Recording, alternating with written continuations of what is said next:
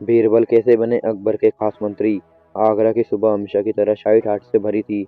यमुना के किनारे बसे इस भव्य नगर में सूरज की किरण जैसे ही लाल किले की दीवारों से टकराती, पूरा किला सुनहरी आभा से चमक उठा। महल के भीतर सेवक दौड़ भाग से लगे थे। कहीं दीवान ए आम की तैयारी हो रही थी, तो कहीं दीवान ए खास के लिए कालीन बिछाए जा रहे थे। आज बादशाह अकबर के दरबार में विशेष सभा बुलाई गई थी। अकबर केवल एक सम्राट नहीं थे, वे न्यायप्रिय, जिज्ञासु और विद्वानों के सम्मान करता थे। उनके दरबार में देश विदेश से आए मंत्री, सेनापति, कवि और विद्वान उपस्थित रहते थे। लेकिन अकबर के मन में एक खालीपन था। उन्हें ऐसा सलाहकार चाहिए जो केवल किताबों का ज्ञान न रखता हो, बल्कि जीवन को समझता हो, जो कठिन से कठिन परिस्थिति में भी सरल समाधान दे सके। उसी समय आगरा से कुछ दूर एक छोटे से गांव में एक साधारण ब्राह्मण परिवार में जन्मा एक युवक अपने ज्ञान और बुद्धि के कारण आसपास के क्षेत्र में प्रसिद्ध हो रहा था। उनका नाम था महेश दास। यही महेश दास आगे चलकर दुनिया जिसे बीरबल के नाम से जानेगी। महेश दास का बचपन और बुद्धि। महेश दास बचपन से ही असाधारण था। उनके पिता संस्कृत के विद्वान थे और माँ धार्मिक व समझदार महिला थी। घर में धन संपत्ति अधिक नहीं थी, लेकिन ज्ञान का भंडार अपार था। महेश बचपन से ही प्रश्न पूछता, हर बात का कारण जानना चाहता। एक बार गांव में विवाद हो गया। दो किसान एक ही पेड़ पर अपना अधिकार जता रहे थे। पंचायत असमंज में थी। तभी छोटे महेश ने कहा, अगर यह पेड़ दोनों खेतों की सीमा पर है, तो इसकी छाया भी दोनों पर बराबर पड़ेगी, इसलिए फल भी दोनों के होने चाहिए। पंचायत सन्न रह गई। इतना सरल और न्यायपूर्ण समाधान किसी बड़े ने नहीं सोचा था। तभी से गांव में महेश की बुद्धि की चर्चा होने लगी। कवि के रूप में पहचान। समय बीतता गया। महेश दास ने संस्कृत, ब्रज और फारसी भाषा में दक्षता प्राप्त की। वे कविताएं लिखता, गीत रचता और तर्क वितर्क में निपुण होता। उसकी कविताओं में जीवन का यथार्थ, व्यंग और गहराई छिपी होती। एक दिन आगरा में कवियों की सभा हुई। दूर दूर से कवि आए थे। महेश भी वहां पहुंचा। सभा ने उसे जब कविता सुनाने को कहा, तो उसने अकबर के शासन की प्रशंसा करते हुए ऐसी कविता सुनाई जिसमें सत्य भी था और विनम्र आलोचना भी। सभा में बैठे कुछ दरबारी नाराज हुए, लेकिन अकबर मुस्कुरा उठे। अकबर बोला, यह युवक केवल प्रशंसा नहीं करता, ये सोचता है, ऐसे लोग ही सच्चे रत्न होते हैं।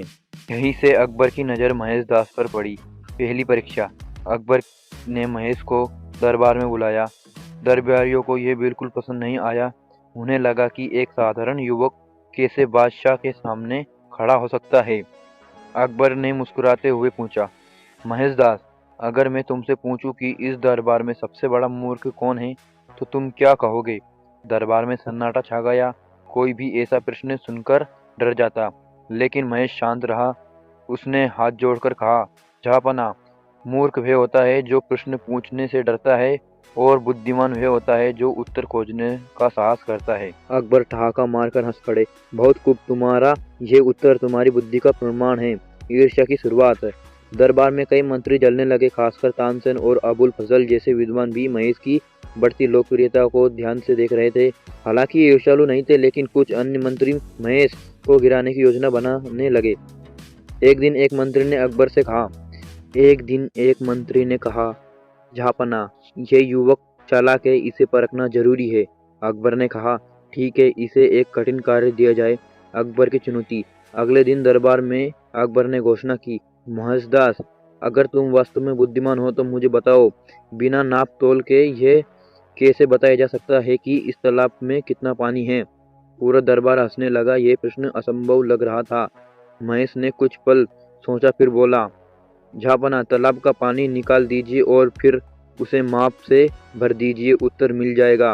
दरबार फिर से हंस पड़ा, लेकिन अकबर ने गंभीरता से कहा, यही बुद्धि है, असंभव लगने वाली बात को सरल तरीके से सोचना।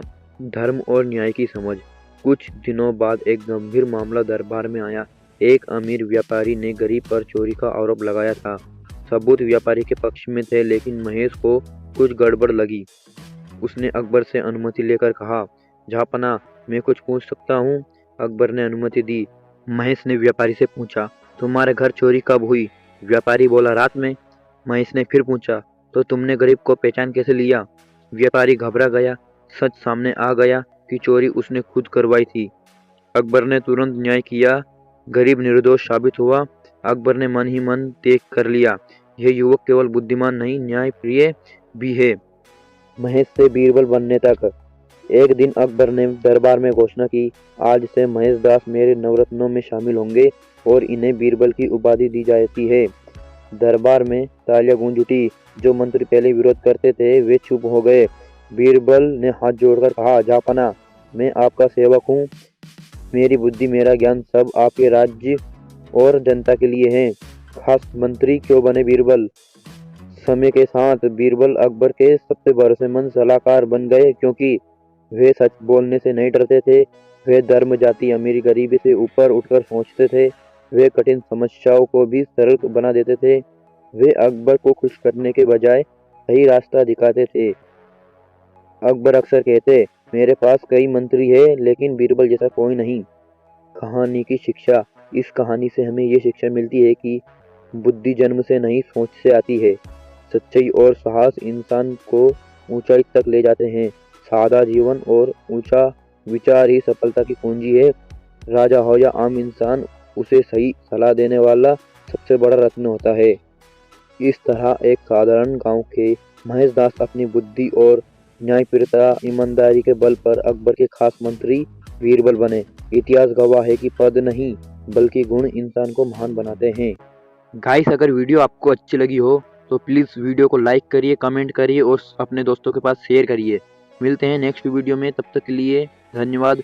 और ऐसी ही कहानियों को सुनने के लिए हमारे पेज को फॉलो करिए।